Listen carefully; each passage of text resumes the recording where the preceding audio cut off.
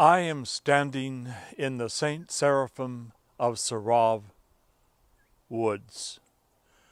We dedicated this part of our land to Saint Seraphim many years ago when there was a question as to whether we would have somebody building a house on this side of our monastery property. And so we really are grateful to Saint Seraphim for enabling us to purchase this land.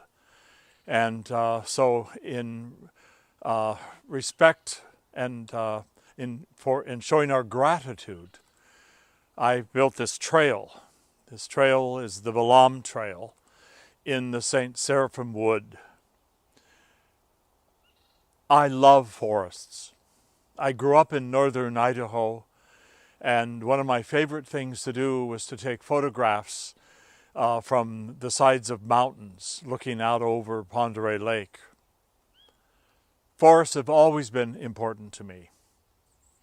And as I said in a previous talk, whenever I am in the Bay Area at our cathedral, visiting with our Archbishop or being down there for conferences, I always try to come back on 101, and then I take an exit through the Avenue of the Giants to be with my old friends, the redwoods.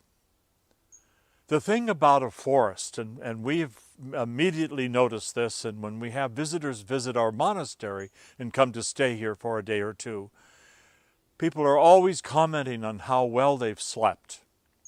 There have been studies done that show that the health benefits of taking daily walks in the forest or among the trees in a park, they make a huge difference, and they provide oxygen for us. Whenever I am in the forest, I feel this connection to orthodoxy like no other place in the secular world.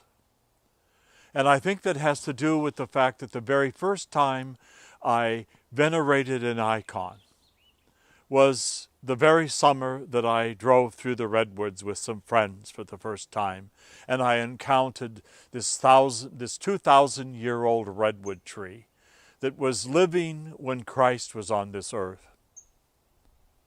The beautiful thing about being surrounded by a forest on an island is that it's sort of like a dream that I had as a young man. I remember this beautiful little island on Pend Oreille Lake across from Hope. And we would look out there as a family. And I remember even then that I said to my dad, someday I would like to live on an island, and here I am. But the benefit of living on an island surrounded by the Salish Sea and of the Puget Sound is that we have this great barrier between ourselves and the huge populations that live around the Puget Sound region, Seattle and Tacoma to be exact. The thing about a forest for me, that connects the forest to the interior of our Orthodox churches is that, like the forest, where we can come into this forest and get this sense of breathing good air, when we go into an Orthodox temple, we are also in a place that gives us oxygen. Only the oxygen in the temple is of an eternal nature.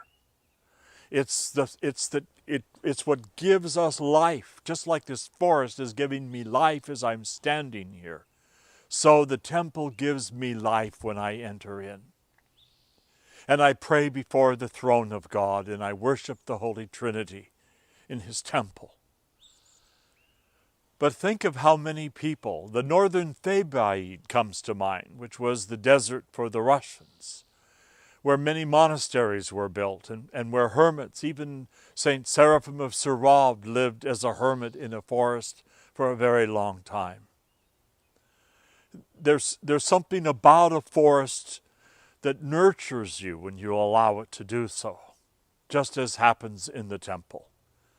So if you are not a frequent visitor to a forest or a park, I urge you to do so, just as I urge you to be consistent in your church attendance, that you enter into the place where you are receiving the oxygen that comes from our encounter with Christ.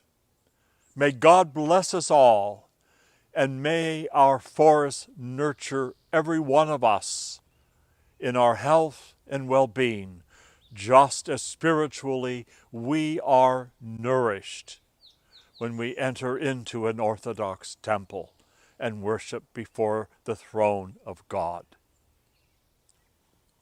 Amen, I say. Amen. Amen.